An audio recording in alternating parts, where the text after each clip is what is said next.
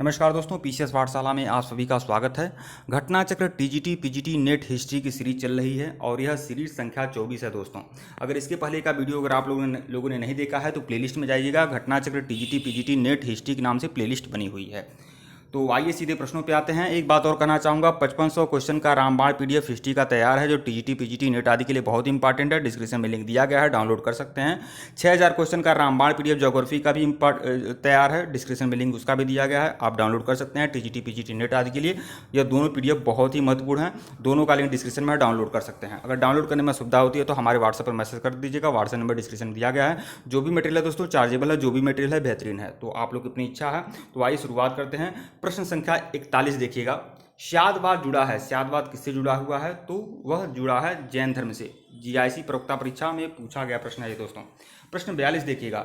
अनिकांतवाद किसका विशेष लक्षण है? अनिकांतवाद जो है किसका विशेष लक्षण है? तो यह आपका जैन धर्म का विशेष लक्षण है, अनिकांतवाद, विकल्प ए। और यह पीजीटी परीक्षा सन 2013 में पूछा गया प्रश्न है। इसकी व्याख्या देख लीजिएगा। महावीर स्वामी ने वेदों की औपनिवेशिकता स्वीकार करने से इनकार कर दिया तथा महावीर तथा धार्मिक सामाजिक रूढ़ियों एवं पाखंडों का विरोध किया। इन्होंने आत्मवादियों एवं नास्तिकों के एकात्मिक मतों को छोड़कर बीच का मार्ग अपनाया, जिसे अनेकांतवाद या स्यादवाद कहा जाता है। इस मत के अनुसार किसी वस्तु के अनेक धर्म होते हैं तथा व्यक्ति सीमित बुद्धि द्वारा केवल कुछ ही धर्मों को जान सकता है। पूर्ण ज्ञान तो केवलीन के लिए ही संभव है। उनका कहना था कि सभी विचारों का अंशतः सत्य होता है। प्रश्न 43 देखिएगा। अनेकांतवाद किसका विशेष लक्षण है? तो अनेकांतवाद जैन धर्म का है। कई बार क्वेश्चन रिपीट हो चुका क्योंकि भिन्न भिन्न परीक्षाओं में पूछा गया प्रश्न है। जीआईसी प्रवक्ता परीक्षा 2009 में पूछा गया प्रश्न है। अनेकांतवाद किसका विशेष लक्षण है? जैन धर्म का लक्षण है। ये भी आपका जीआईसी परीक्षा 2012 में पूछा गया प्रश्न है।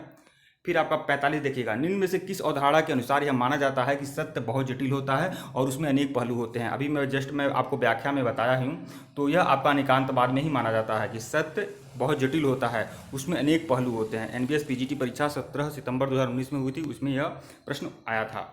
देखिए अनेकांतवाद कहिए या स्यादवाद कहिए, कंफ्यूज मत हो जाइएगा। अनेकांतवाद और स्यादवाद दोनों एक ही है, या सप्तभंगनी। अनेकांतवाद स्यादवाद सप्तभंगनी एक ही नाम है। को ज्ञान की सापेक्षता का भी सिद्धांत भी कहते हैं। जैन धर्म के अनुसार संसार में प्रचलित विभिन्न मत और विचारधाराएं न तो पूर्ण सत्य हैं न ही पूर्ण असत्य। जैन दर्शन के अनुसार एक ही वस्तु के एक ही समय में है या नहीं, दोनों ही बातें सत्य हैं, जैसे ईश्वर है भी और नहीं भी।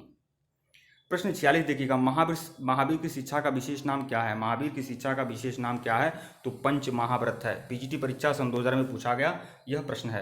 अहिंसा, सत्य, अस्तेय, अपरिग्रह और ब्रह्मचर्य, यह आपका महावीर स्वामी की 5 शिक्षाएं थीं।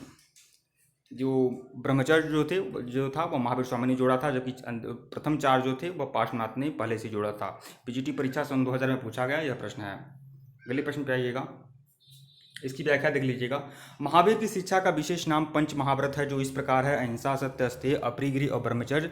प्रथम 4 व्रत पार्श्वनाथ के समय से ही प्रचलित थे। महावीर ने इसमें 5वां व्रत ब्रह्मचर्य को जोड़ा था। अन्य महत्वपूर्ण तथ्य भी देखिएगा। गृहस्थ जीवन व्यतीत करने वाले जैनियों के लिए इन्हीं व्रतों की व्यवस्था थी, परंतु उसमें कठोरता कुछ कम थी। इस कारण इसे अणुव्रत या पंच अणुव्रत के नाम से भी जाना जाता है। जैन धर्म में अजीव का विभाजन 5 भागों में किया गया है, जो पुद्गल, काल, आकाश, धर्म और अधर्म आदि है। प्रश्न 47 देखिएगा। महावीर ने निम्नलिखित में से कौन सा व्रत जोड़ा था? तो ब्रह्मचर्य जोड़ा था। पीजीटी परीक्षा सन 2013 में पूछा गया प्रश्न है ये। प्रश्न 48 देखिएगा। जैन धर्म के सिद्धांतों के अनुकूल नहीं है। कौन जैन धर्म के सिद्धांतों के अनुकूल नहीं है, ये बताना है आपको। तो 2009 में पूछा गया प्रश्न है ये। तो ईश्वर द्वारा केवल प्राप्ति, देखिए अहिंसा पर अत्यधिक बल दिया गया है जैन धर्म में। कायाक्ले से शरीर का अंत करने की बात की गई है। जन भाषा में प्रचार की बात की गई है। प्राकृत भाषा में जन भाषा प्रचार हुआ था। ईश्वर द्वारा केवल प्राप्ति, यह जैन धर्म का सिद्धांत नहीं है। जैन धर्म पूरी तरह से ईश्वर को नकारता था।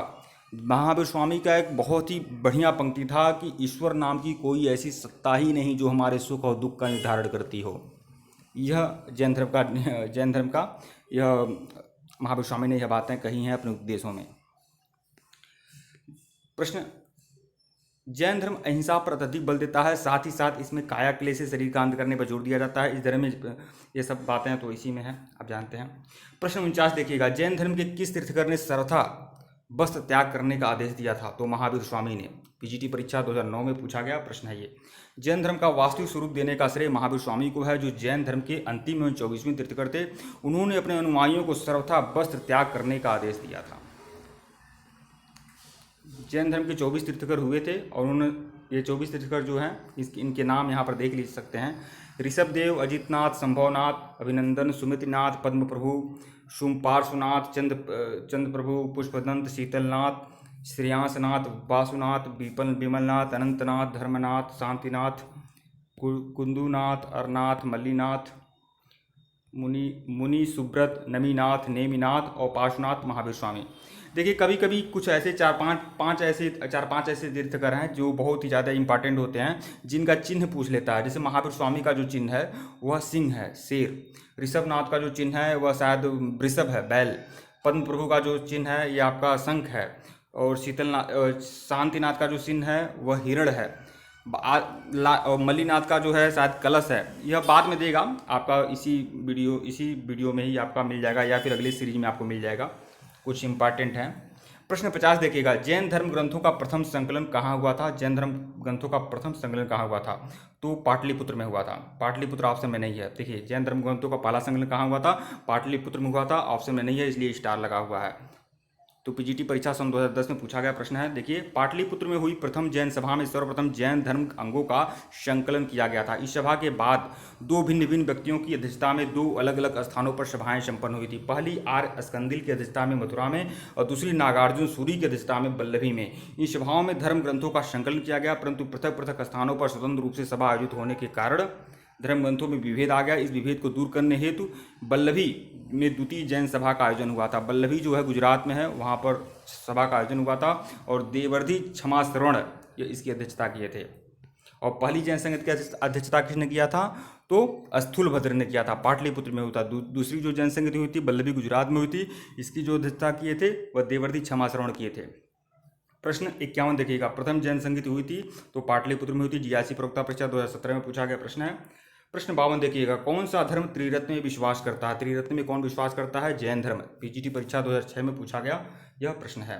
जैन धर्म के अनुसार कर्मफल ही जन्म एवं मृत्यु का कारण है। कर्मफल से छुटकारा पाकर ही व्यक्ति निर्वाण की ओर अग्रसर होता है। इसके लिए आवश्यक है कि पूर्व जन्म के संचित कर्म को समाप्त किया जाए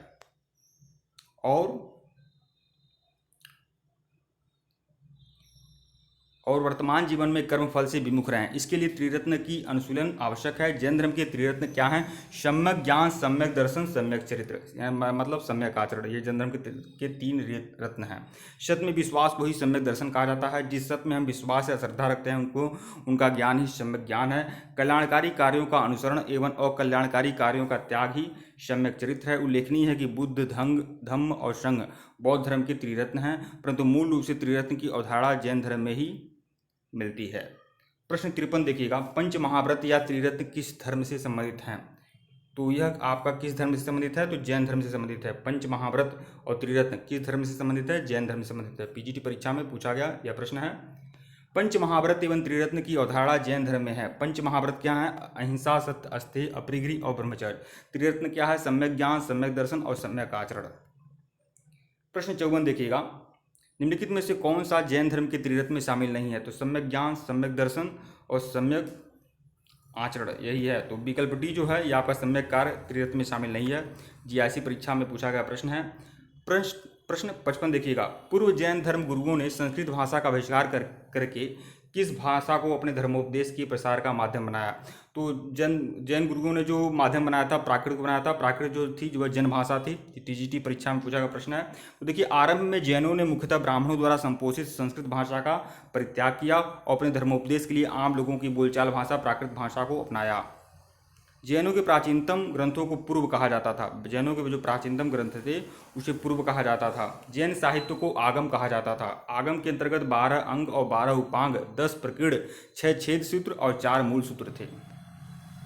प्रश्न 56 देखिएगा, महावीर जैन ने किस भाषा में अपना प्रवचन दिया था? तो प्राकृत भाषा में दिया था। प्राकृत तो अर्धमागधी, हाँ अर्धमागधी में दिया था। अर्धमागधी को ही प्राकृत भाषा कहते हैं। अर्धमागधी को ही प्राकृत भाषा कहते हैं। टीजीटी परीक्षा सन 2013 में पूछा गया प्रश्न है। देखिए, मगध बिहार में लोगों की भाषा अर्धमागधी थी। यह भाषा 600 ईसा पूर्व से 100 ईस्वी के बीच बोली जाती थी। सामान्यतः आबादी के बीच अधिकतम संभव सीमा तक धर्म का संदेश प्रसारित करने के लिए महावीर और उनके अनुयायियों ने गणधरों ने अर्धमागधी भाषा में अपना प्रवचन दिया था। तीर्थकर महावीर द्वारा अपने आम जन की सुगम भाषा के प्रयोग से लोगों पर दूरगामी प्रभाव पड़ा था। जब लोगों की भाषा में उपदेश दिए तो इसका विशेष प्रभाव पड़ा था। प्रश्न 57 देखिएगा, प्रथम जैन धर्मसभा आयोजित की गई थी तो कहाँ आयोजित की गई थी? पाटलिपुत्र में।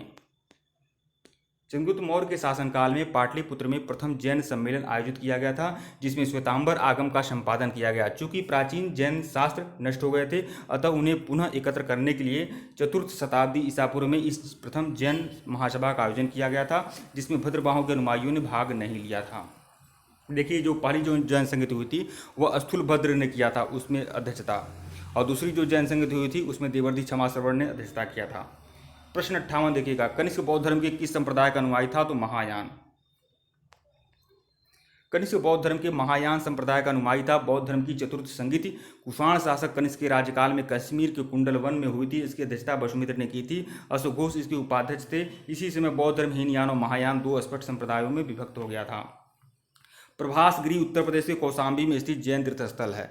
प्रभासगिरी जो है कौशाम्बी में जैन तीर्थस्थल है, और कौशाम्बी कहाँ है? यूपी में, उत्तर प्रदेश में। यह स्थल 6वें जैन तीर्थकर पद्मपुर से संबंधित है।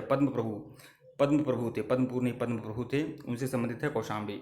यापनी जैन धर्म का एक संप्रदाय भी है। प्रश्न 59 देखिएगा, प्रथम जैन समिति किसने आहूत की थी? तो किसने किया था? स्थूलभद्र ने। जीआईसी परीक्षा में पूछा गया यह प्रश्न है। प्रश्न 60 देखिए, इसकी व्याख्या देख लीजिएगा। प्रथम जैन समिति 4th शताब्दी ईसा पूर्व पाटलिपुत्र में स्थापित की गई थी। इस सभा में जैन धर्म के 12 अंगों का संकलन किया गया था। इसमें भद्रबाहु के अनुयायियों ने भाग नहीं लिया था, स्थूलभद्र के अनुयायियों ने भाग लिया था, आपको पता है। प्रश्न 60 देखिएगा, लगभग 3य शताब्दी ईसा पूर्व में प्रथम जैन संगोष्ठी कहाँ हुई थी?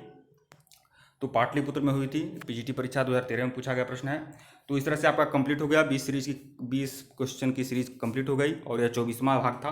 अगर इसके पहले का वीडियो नहीं देखे हैं तो प्लेलिस्ट में जाइएगा। Ghatnachakra TGT PGT net history की सीरीज चल रही है, और 6-7 अगस्त को आपका टीजीटी का पेपर है, और 16-17 अगस्त को पीजीटी का पेपर है। उससे पहले मेरा प्रयास रहेगा कि मैं पूरा घटनाचक्र का जो बुक है उसको मैं कंप्लीट कर दूँ, और यह आगामी अन्य परीक्षाओं में भी बहुत ज़्यादा यूजफुल होगा। ठीक है दोस्तों, वीडियो को लाइक और चैनल को सब्सक्राइब करिएगा। धन्यवाद आप लोग को।